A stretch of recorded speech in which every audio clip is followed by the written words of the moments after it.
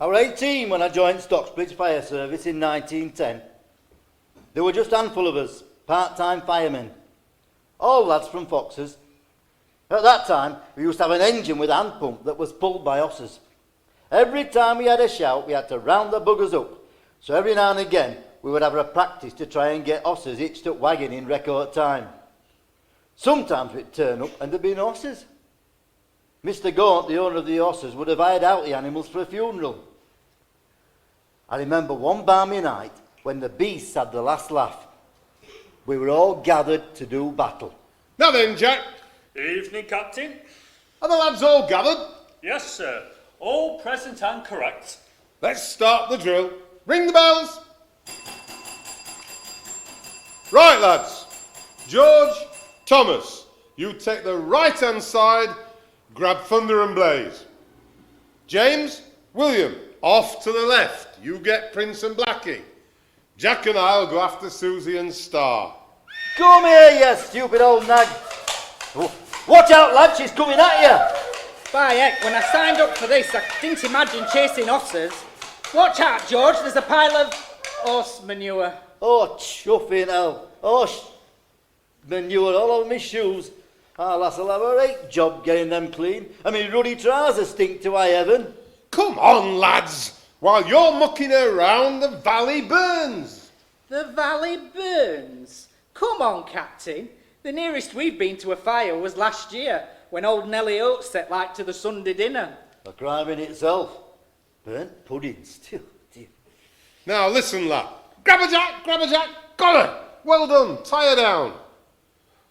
Right, George, we got them all fastened onto the car. How long did we take? 42 minutes and 59 seconds. Oh. Lad, the old bloody valley will have gone up before we've got these zocker buggers under control. We need more hands to the pump. Yes, well, we are trying. There's not been a successful candidate as yet. Well, you say trying. Aye, I've sent half a dozen good lads down for a tryout. All good workers from the billet mill, all keen as mustard. Yes, well, that's as maybe. But we've only got one uniform, and it didn't fit any of them. What's he on about? One uniform? By heck. Board regulations state that no man shall attend a call-out if he isn't suitably clad in the right attire. What size uniform is it? Now listen, lads. It's big. Ah, big. Well, let's say it last fella to wear it made Webster's bull look thin. Is this it? Ah, that's the one. Hellfire! It's like a tent. Can't we get one of the women to, fix it up? Make some alterations? Dan! Up implies more. Fix it down. We don't need any more of that blooming hooch. Come on, Captain, we desperately need another pair of hands. Regulation 78 of the Fire Brigade Handbook plainly states uniforms should not be modified due to the Fire Brigade Handbook specification for unions 1898. Well, we won't tell anyone. Pardon? Aye, who's gonna know? Not tell? It's a question of conformity, lads. No, it's a question of no uniformity. Is that you? Not that I noticed. It's not me. George? My dinger stopped dinging months ago. Get a move on, lads. It's a call-out. Well, first we have to catch them. They've gone back up the field, Captain. Who have? Horses! The call was to attend a fire at the paper mill at Warncliffe Side. What a night. Lads from Sheffield turn up with their engine. Navvies, who were laying pipes at Langsett Dam, gave hand. Managers at the mill had wired Rockingham Street for a steam engine, but it didn't arrive for 2 hours. We were at it night and day, right till next morning. In fact, over the years we attended many fires at the paper mill. What a hazard. 10 years later, George is reflecting on his service as a fireman. We had some great times and managed to put out a few fires in the process, mostly at local farmhouses. Just after the end of the First World War, Samuel Fox Company presented with 2 engines built by an engineer down at the works, Ernest Berwick. It was cause for great celebration. Us lads were getting paid a small retainer by then, and we had the best engines in the district. No more rolling around in horse manure. The new engine meant we were first on the scene at most jobs and managed to save many a property. I have some great memories of the jobs we attended, but 2 stand out more than any others. The first was a fire at the Congs Church. When we arrived, the fire had taken hold. We were hampered because we couldn't get any water from the water hydrants, which were on the main road at that time. There was a big investigation after, because the town council clowns had tarmacked over them, and that's why we couldn't get at them. Well, church burnt down to the ground, later to be rebuilt, of course. The second and most devastating fire for the area was down at the works, which put 200 men out of work and caused thousands of pounds worth of damage. But the day I remember most painfully was the day we were to demonstrate what our new engine could do for the Lord Mayor and some other dignitaries.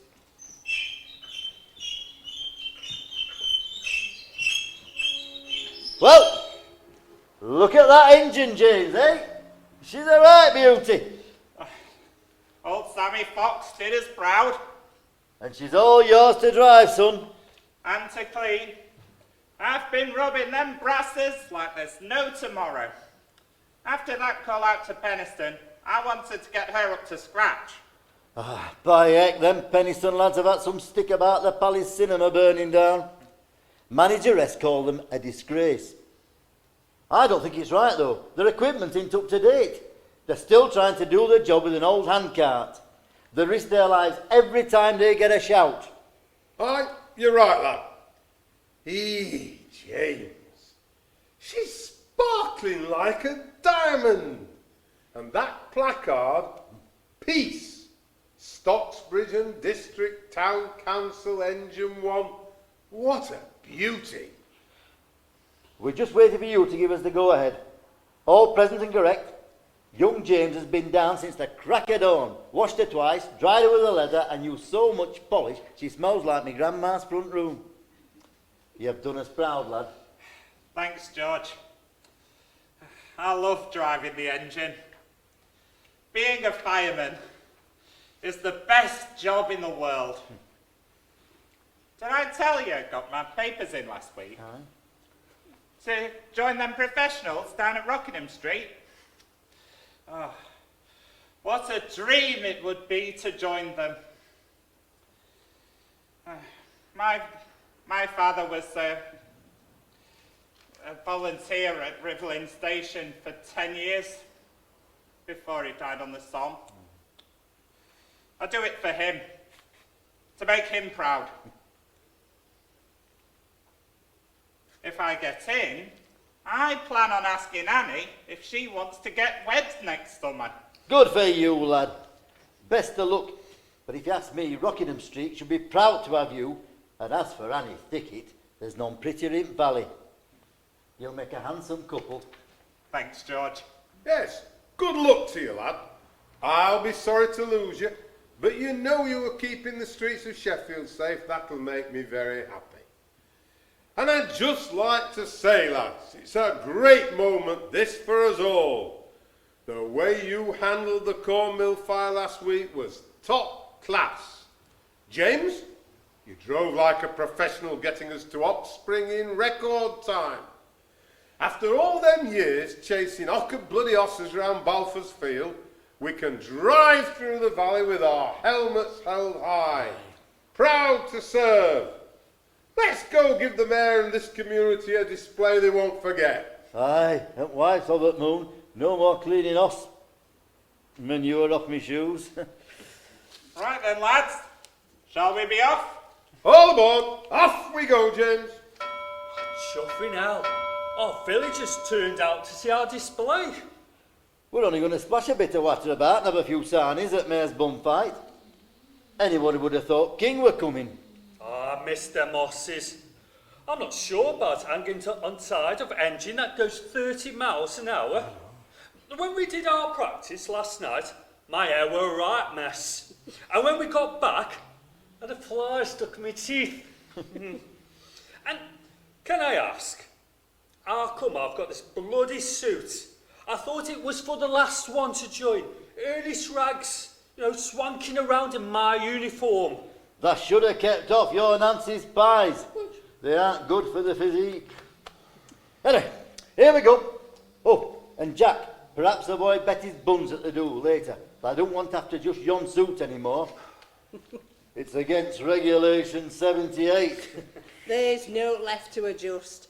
Our lass used all the scraps to make Vicar's donkey a blanket. Right then, lads, hang on tight.